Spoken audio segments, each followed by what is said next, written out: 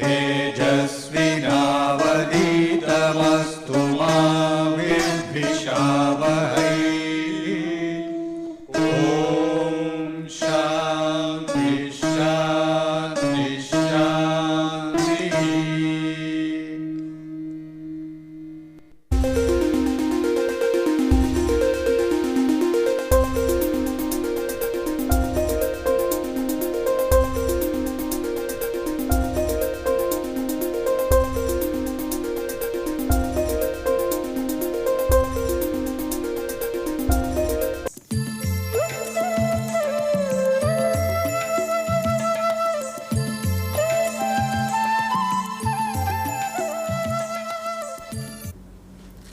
So, we have been discussing the kinetics of thermal oxidation in silicon, and I have told you that Deal and Grove suggested the model which we have been discussing, and eventually we came to the differential equation. That was the step where we stopped in the last class, and this differential equation says n1 into dx dt is equal to Ks C star divided by 1 plus Ks by H plus Ks x by d. Let me quickly remind you what all these terms stand for. N1 is the number of oxidant molecules per unit volume of the oxide, dx dt is the oxide growth rate, x being the oxide thickness and small t being the time, Ks is the reaction rate constant, C star is the equilibrium constant of the oxidant species in the oxide, H is a multiple constant, you know it contains the gas phase mass transfer coefficient and Henry's constant and Kt, and D is of course the diffusion coefficient.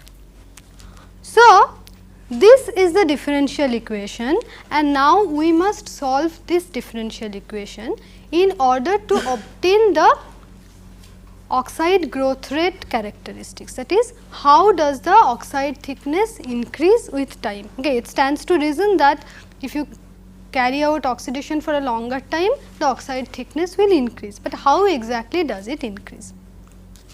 That is the point where this equation is going to help us. So, very simply we can start by transposing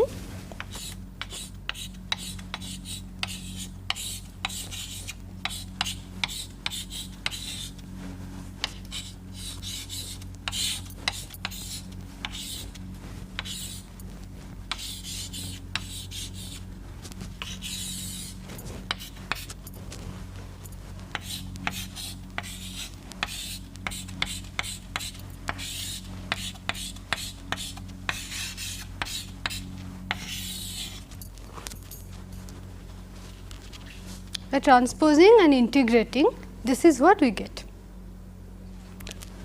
Let us carry out the integration and see what happens.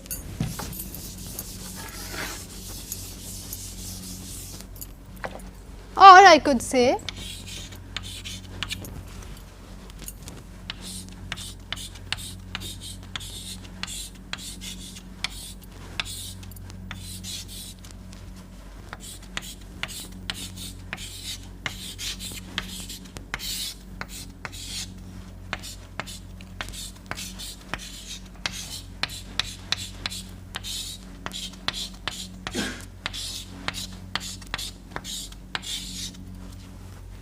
I can say 1 plus Ks by H multiplied by x plus Ks x square by 2d plus is equal to Ks C star by n1 times t plus the integration constant p. And in order to evaluate this integration constant, I must focus our attention to the initial condition, that is at the beginning of time.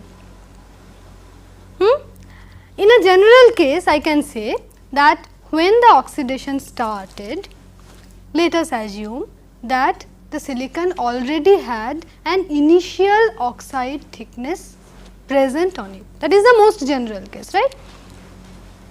That initial thickness could be 0, could also be not 0.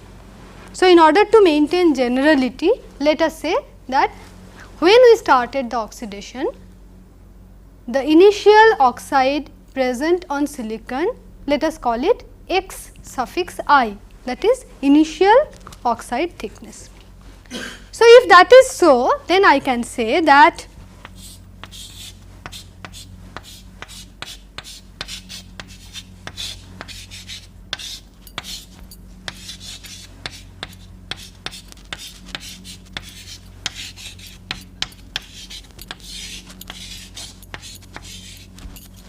P then can be evaluated by putting T equal to 0 and assuming that this x is equal to xi, and this is what we get, right. So, I can rewrite this equation, I can modify this equation and write it like this.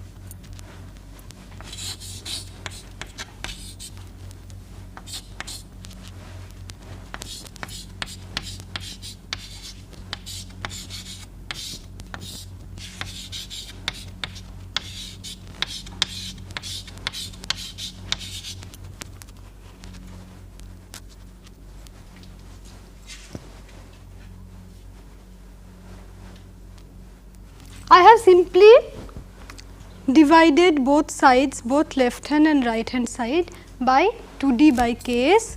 Therefore, I get x square plus x multiplied by 1 plus ks by h multiplied by 2d by ks is equal to ks c star by n1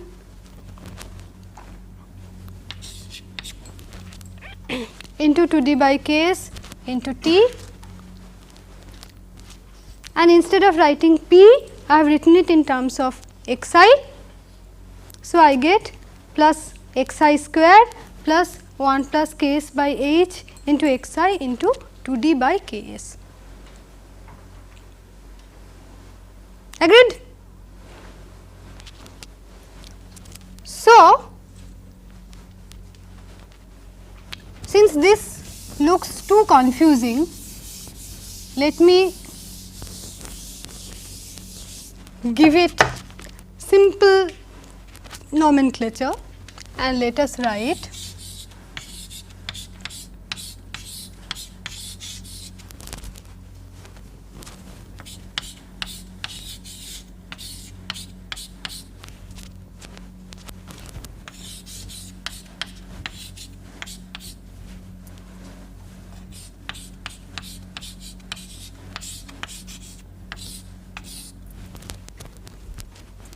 never mind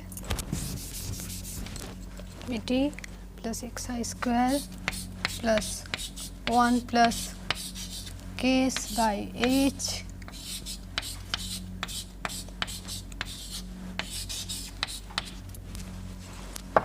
where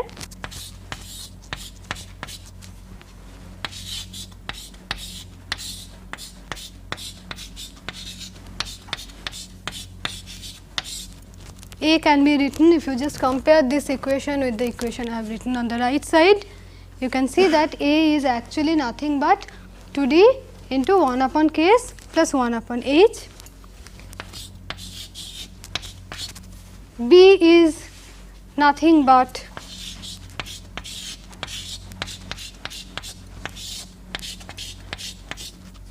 two d c star by n1, ks cancels each other, right. Okay.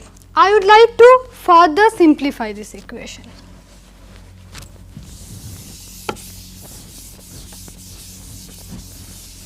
So, what I would like to have is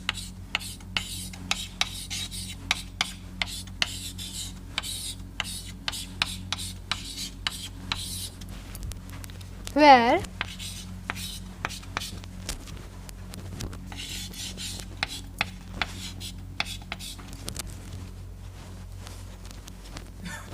what is this in terms of A and B, what is this term?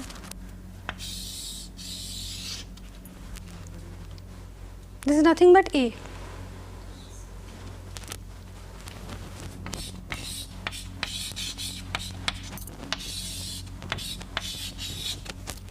So, I can simply write it as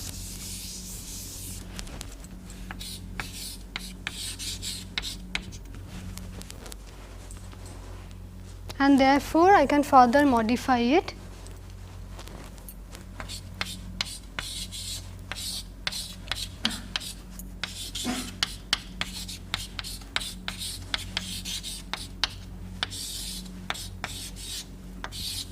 and this is what I am going to call tau.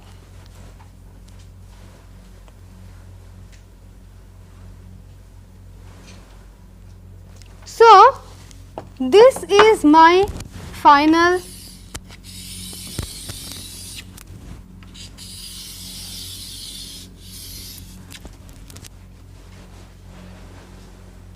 form.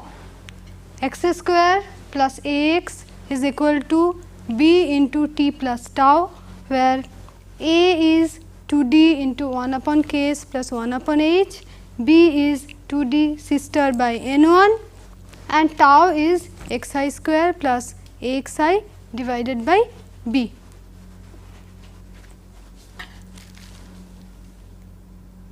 This is the famous Deal and Grove oxidation kinetics equation, which predicts the growth of thermal oxide on silicon quite accurately. Let us now examine this equation more carefully and see what does it really predict. First of all, you will notice that this is a quadratic equation, right? It is a quadratic equation. So, you all know how to find out the roots of this quadratic equation. So, from this quadratic equation, our first job will be to find the actual oxide thickness x in terms of B and A and T and everything. We will just put them all on this side. Tau is this.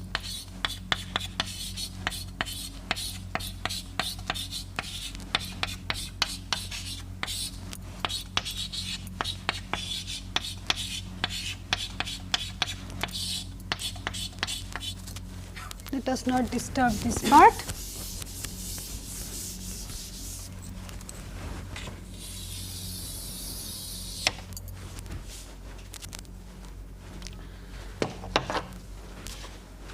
In order to find the roots of this quadratic equation, I can write x is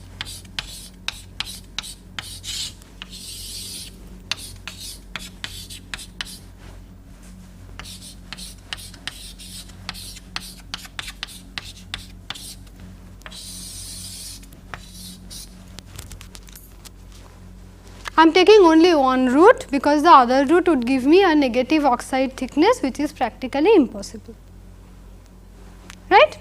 So, I have to take only one root. Okay. Now, let us consider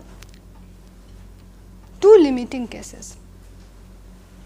The first case is when T is very small. I am doing oxidation for a very short duration of time. T tends to 0, T is not actually 0, T is very small.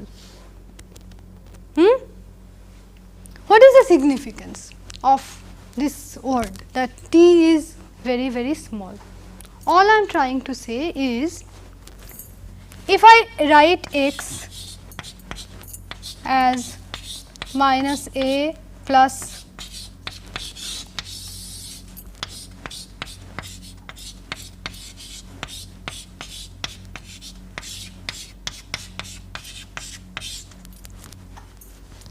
and if I say that t is tending to 0,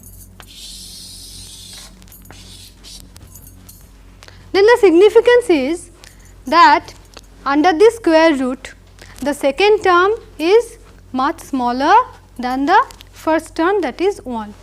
In other words, I am considering when t is very small, I am considering that this whole term is much less than 1, right.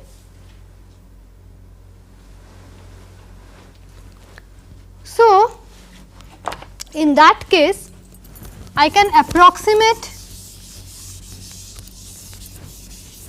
this term under the square root as,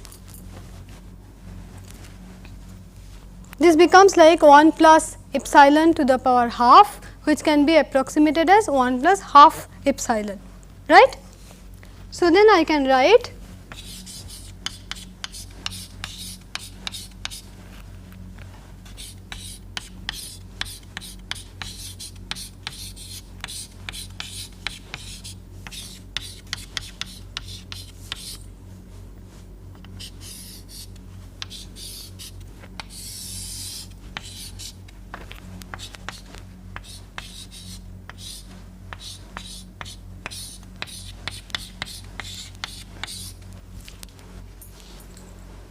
agreed.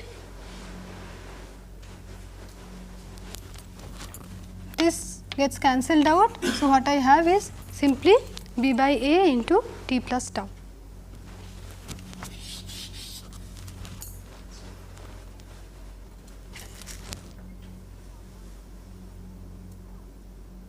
In other words, when the oxidation time is really short, so that this term 4 b by a square into t plus tau is much smaller than 1. In that case, the oxidation follows a linear growth rate curve. X is linearly proportional to time, right.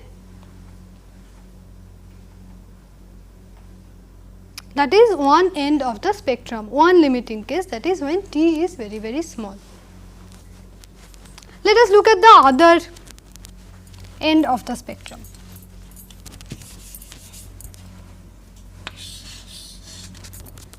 T is very large. Again, this term is very significant, but now the significance is that this is much greater than 1. So, that the term under the square root can simply be approximated as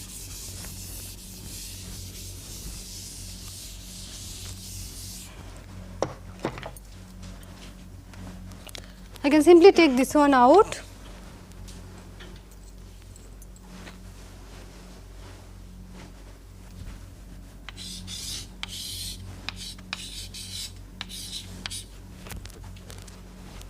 and say that x is equal to square root of b t. Essentially what I am trying to say is that this term and this term does not have any significance, it is only this term that is dominating the procedure. So, the 4 goes out of the square root, it cancels with this 2, I have b into t plus tau. There again, since t is much greater, I can neglect tau and can simply say x is equal to square root of b t. That is, when the time of oxidation is really very large, it no longer follows the linear rate of growth, but it now follows a parabolic rate of growth. You would all know the equation of a parabola, y square equal to 4ax, right. This is what you are seeing here, x square is equal to bt. So, this is the famous Deal-Grove linear parabolic equation of oxide growth rate, linear parabolic, that is when the oxidation time is short, the growth rate follows a linear rate of increase, and when the time is much larger, then it follows a parabolic rate of growth. So, this is called the linear parabolic rate of oxide growth, and this is the all important equation governing that growth rate, that is x square plus a x is equal to b into t plus tau, with a, b and tau having their significance as given here. They are dependent on various constants. Okay. So, this is in general the oxidation growth rate. Now, I have already told you that thermal oxidation of silicon is done either in presence of oxygen alone or in presence of water vapor.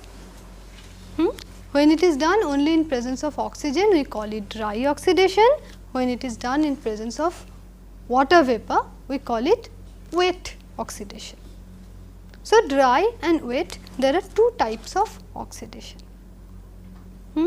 Let us see how the oxide growth depends on the type of oxidation. Before that, I would like to introduce two terms. So, you see x is square root of bt, this is for large T, and x is equal to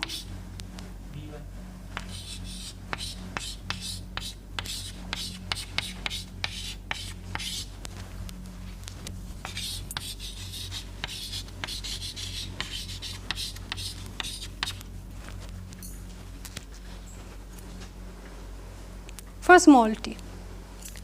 This is called the linear rate constant, and this B, this is called the parabolic rate constant.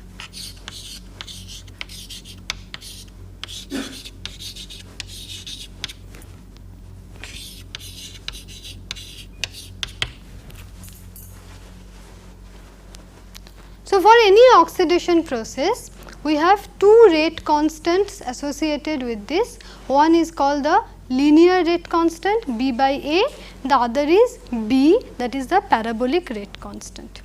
Any oxidation process can be defined by defining these two rate constants. So, now let us have a look as to how this linear and parabolic rate constants depend on the type of oxidation, that is whether the oxidation is dry or wet, also how they depend on temperature and why. Let us have a look at the table here.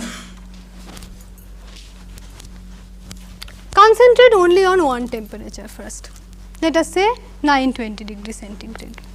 I have two types of oxidation, red is for wet, green is for dry. So, you can see for the wet oxidation A, that is given in micrometer, please notice the units carefully. A is given in micrometer, that is 0.5, B, that is micrometer square per hour, that is given as 0.203, and B by A, that is the linear rate constant, is given as 0.406. So, this is the linear rate constant, this is the parabolic rate constant. B is the parabolic rate constant, B by A is the linear rate constant. Compare these values with that of the dry oxidation case. For the dry oxidation, B by A is 0.021, 20 times less. Am I correct? It is 20 times less, right? Similarly, B is 0.005, 40 times less. So, you can see that both the linear as well as the parabolic rate constants for the wet oxidation is much larger than in case of dry oxidation. Same thing, same trend you will see even at a different temperature. Even when I go to 1200 degree centigrade, you find that B by A for wet oxidation is 14.4, whereas that in case of dry oxidation is only 1.1, and B is 0.72 for wet oxidation, 0.045 in case of dry oxidation. So, of course, first of all we have to understand why is it that in case of wet oxidation we have a much faster growth rate, right. That is what it signifies. Both B and B by A are so much larger. Why is it that in case of wet oxidation we have so much larger growth rate? Let us look at this.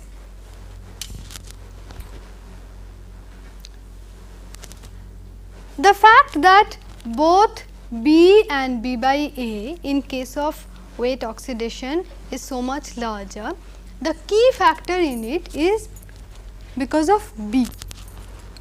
Now, what is B? B is 2D sistered by N1. Now, you know actually N1 is larger for wet oxidation, because in order to grow one molecule of silicon dioxide we needed 2 molecules of water. So, number of oxidant molecules per unit volume of oxide, this is actually double in case of wet oxidation than in case of dry oxidation. Remember? So, N1 for wet oxidation is actually larger. So, you would expect that B for wet oxidation should actually be smaller, but this difference is more than offset if I look at C star, that is the equilibrium concentration of the oxidant species in the oxide. In case of dry oxidation, the equilibrium concentration of the oxidizing species is given as 5.2 into 10 power 16, whereas for wet oxidation this value is 3 into 10 power 19. Remember, I am giving these values only at a particular temperature. At a given temperature, the equilibrium concentration for dry oxide is more than 3 orders of magnitude less compared to the wet oxidation. About 3 orders of magnitude less, right? 10 power 16 in one case and 10 power 19 in the other case. So, obviously, it stands to reason that B in case of wet oxidation will be much higher, and therefore, B by A will also be much higher. So, now it brings me to the practical utility point of view. That is, when I want to grow thicker oxide, therefore, it makes more sense to grow it using steam ambient, because the oxide growth rate will be much faster. And that is what is done actually when you need thicker oxide for masking or for field oxide, then you use wet oxidation. On the other hand, dry oxidation quality will be much better, we will discuss that later on. Quality will be much better and I will have controlled thinner growth of oxide. So, dry oxidation is used mostly for gate oxidation. That is where you are bothered more about the quality of oxide, not the quantity. You do not want a very thick oxide, you want moderate thicknesses of oxide, but you are particular about the quality, then you will use dry oxidation. Okay.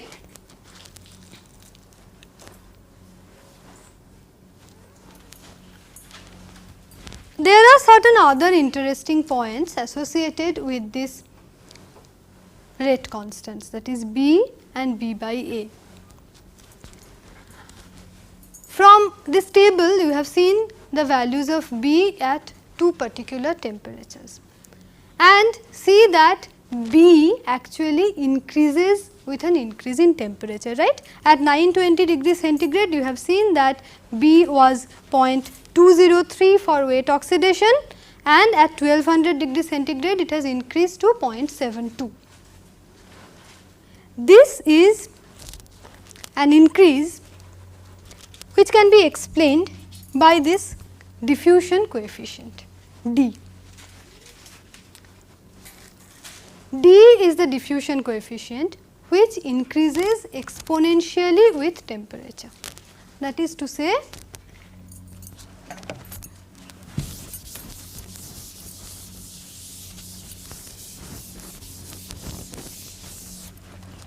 D can be written as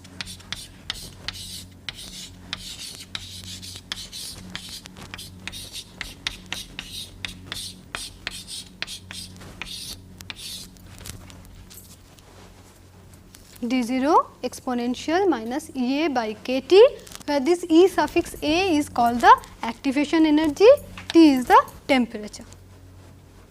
Okay?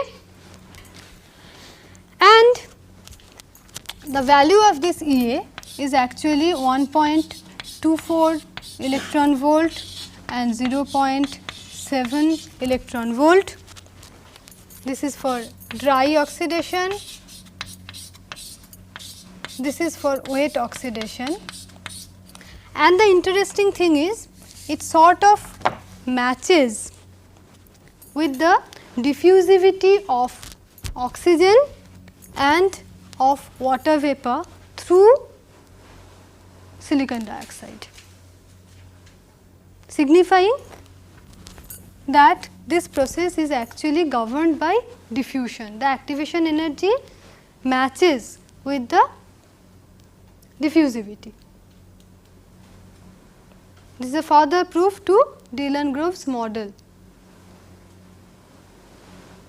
Experimentally, it is verified that this activation energy, if you plot B versus 1 by kT, you get that this activation energy is 1.24 for dry oxidation, which sort of matches with the diffusivity of oxygen through silica, and for wet oxidation this value is seen to be about 0.7 electron volt, which again matches with the diffusivity of water vapor through silica.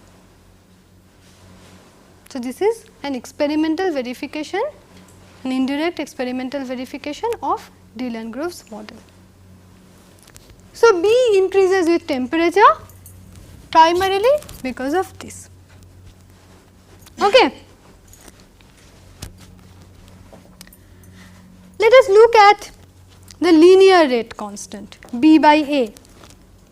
B by A for wet oxidation at 920 degree centigrade it was 0.406 micrometer per hour, and at 1200 degree centigrade it has increased to 14.4. Now, what is B by A? If I look at B by A, see this D term will get cancelled. So, this increase in B by A with temperature is actually not because of the diffusion coefficient, it is because of these terms Ks. Ks is the reaction rate constant, and Ks increases with temperature, therefore, B by A will also increase with temperature.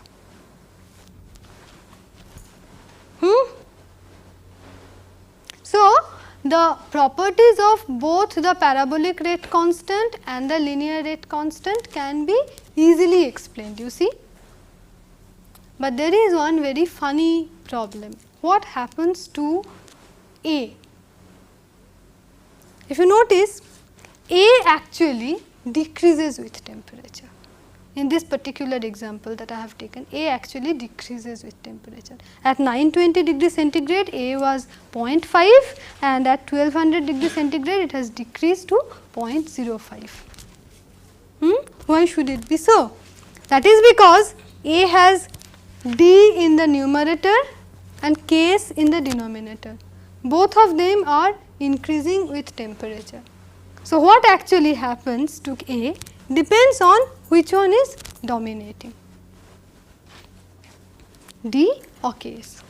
That is why we find that A is actually decreasing with temperature, although both the linear and the parabolic rate constants increase with temperature. Okay. So, now therefore, we have seen that the oxidation growth rates are higher for wet oxidation than for dry oxidation, and also the growth rates will be higher at higher temperature, right. That is, if you carry out the oxidation at higher temperature for a given amount of time, you would expect to grow thicker oxide.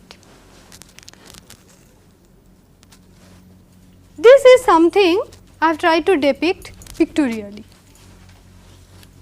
Look at this graph on the left. I have plotted x versus time. X is actually the oxide thickness. And assume that both these oxidations are carried out at same temperature. Both of them will exhibit the famous linear parabolic relationship, that is, it starts off with linear and then becomes parabolic, and the wet oxidation is going to give rise to a much thicker oxide in the same time. So far so good. This is what Dilgrove's model also predicts. However, there is a quite an interesting point if you look more carefully at this curve. I have tried to extrapolate these two curves. Now, you see, if I started with a fresh silicon surface, I know, I have made sure that there is no oxide on it at the time of starting the oxidation process. Then I would expect that both these curves will pass through the origin, that is, at t equal to 0, the oxide thickness should be 0, because I know, I have made sure. However, experimentally, both these curves are experimental curves, right. Experimentally, when you generate this curve and then try to extrapolate it, you find that even though the wet oxidation curve passes through the origin, the dry oxidation curve does not pass through the origin. Instead, it gives a non-zero intercept on the x axis, that is, on the thickness axis. That means, it is as if even at the beginning of oxidation, there is a finite thickness of oxide present. In other words, I have a non-zero xi, non-zero initial oxide thickness. This is almost the only place where there is a deviation between Dilgrove's model and the experimental curves. Otherwise, Dilgrove's model holds up very well. Okay? It holds up very well. It can explain all the experimental data. The only problem starts when you are going to grow very thin oxide by dry oxidation on silicon. Very thin oxide, that is, according to Dilgrove's model, it should have passed through the origin, but in the experimental I always find there is a non-zero intercept on the x axis. So, what happens actually in the initial regime during oxidation? One way to explain this is, of course, you assume that initially the oxide growth rate is much faster than that predicted by Dil and Grove. That is to say, I have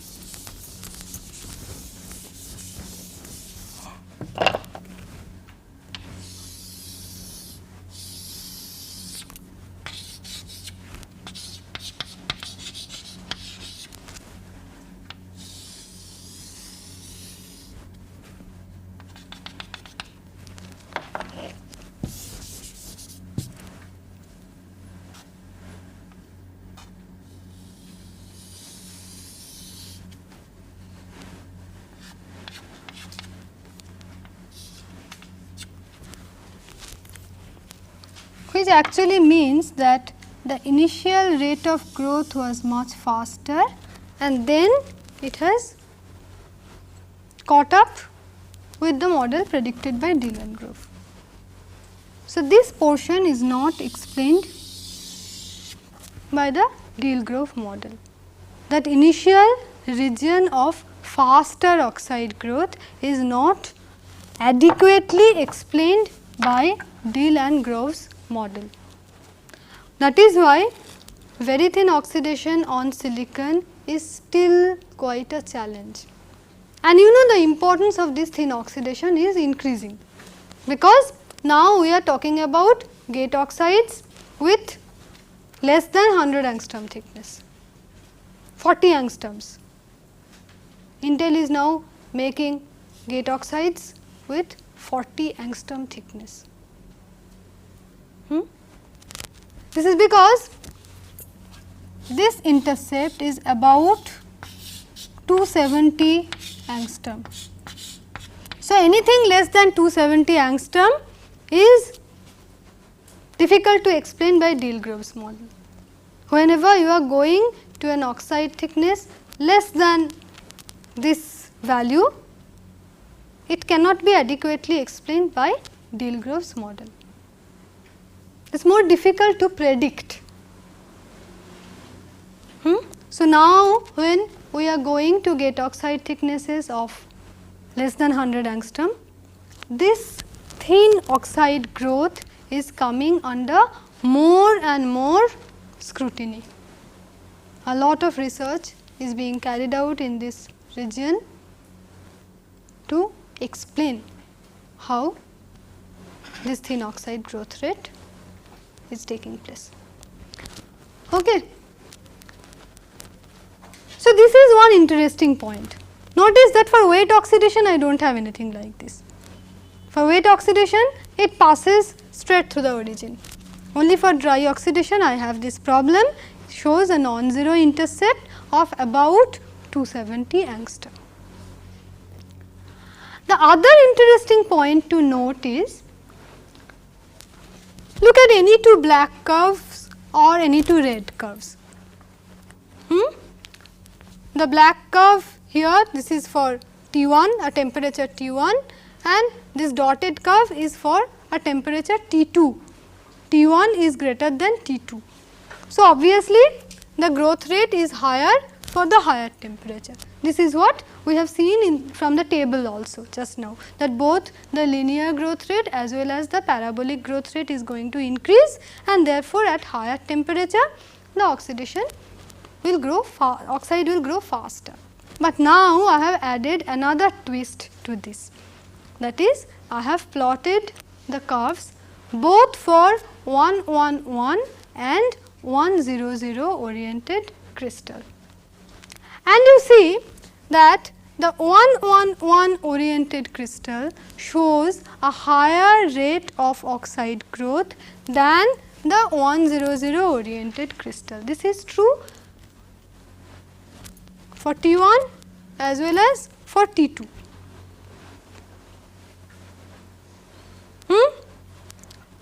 Well, you know that 111 oxidizes faster because it has more number of atoms per unit area, more number of silicon atoms per unit area. Therefore, particularly in the linear regime for smaller oxidation time, where the oxidation is dependent mostly on the reaction rate, there 111 will oxidize faster because there are more number of silicon atoms waiting to be oxidized. This is what we see. For smaller time, you see the two curves are widely separated, here as well as here. The two curves are widely separated. However, as the oxide grows in thickness, the oxidation becomes, from the linear regime, it enters the parabolic regime.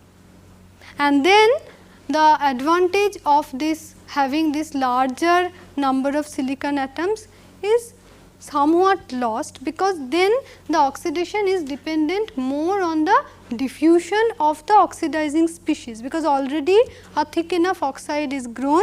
So, it depends on the availability of the oxidizing species. The oxidizing species now must diffuse through the existing oxide layer and then reach the silicon dioxide interface. So, the oxidation rate is governed primarily by the diffusion. That is why you see as the time progresses, the two curves tend to come closer together. So, particularly in the linear regime, you find there is quite a considerable difference between 100 and 111 oriented crystals. However, as time progresses, the oxide thickness sort of they tend to catch up with each other.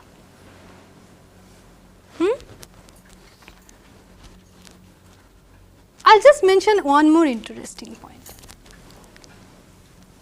We carry out the oxidation, right, and the silicon wafer is doped. It can be doped either p type or n type, it can either be doped very heavily or moderately. Will the oxidation rate depend on the doping also? The answer is yes, if it is very heavily doped. It is found that if the silicon wafer is doped P plus, that is, for p type doping we always use boron. So, if it is heavily doped with boron, then it oxidizes faster than a moderately doped sample. It oxidizes faster at all temperatures. No matter what the oxidation temperature is, compared to a moderately doped sample, a heavily doped p type sample will always oxidize faster. If it is heavily doped n type, even then its n type, the most common dopant is phosphorus. So, we are considering phosphorus doped silicon. Even then we find that it oxidizes faster, but only at lower temperature. At higher temperature, the oxidation rates tend again to be equal. The heavily doped and the moderately doped samples tend to have equal oxide growth rate, but at lower temperature, the heavily phosphorus doped sample oxidize faster. This is because when we are talking about heavily boron doped sample, the oxidation rate is faster because boron converts the oxide into borosilicate class, okay, and diffusion of the oxidizing species is faster through this boron doped silicon dioxide, which I am calling borosilicate class. So, both the rate constants are getting affected by that, whereas in case of phosphorus doped sample, it creates a defect region, sort of a defect region at the silicon dioxide interface, which increases the reaction rate. That is why when you have a phosphorus doped sample, the higher oxidation rate is visible only for lower temperature, that is where the linear rate is dominating, where it is reaction rate limited. Only there heavily phosphorus doped samples tend to oxidize faster, whereas if we have a heavily boron doped sample, since it is the diffusion of oxidizing species that is getting facilitated, we have a higher oxide growth rate at all temperature. Now, why should this happen? Why should phosphorus create a sort of damaged region at the silicon dioxide interface, and why should boron convert the silicon dioxide? Why should boron affect the properties of silicon dioxide?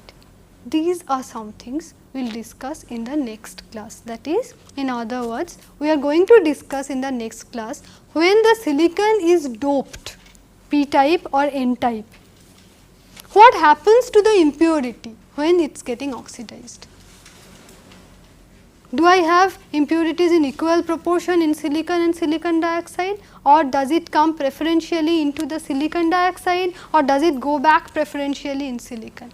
What happens to the dopants when silicon is getting converted in the silicon dioxide? That is what we will start discussing in the next class.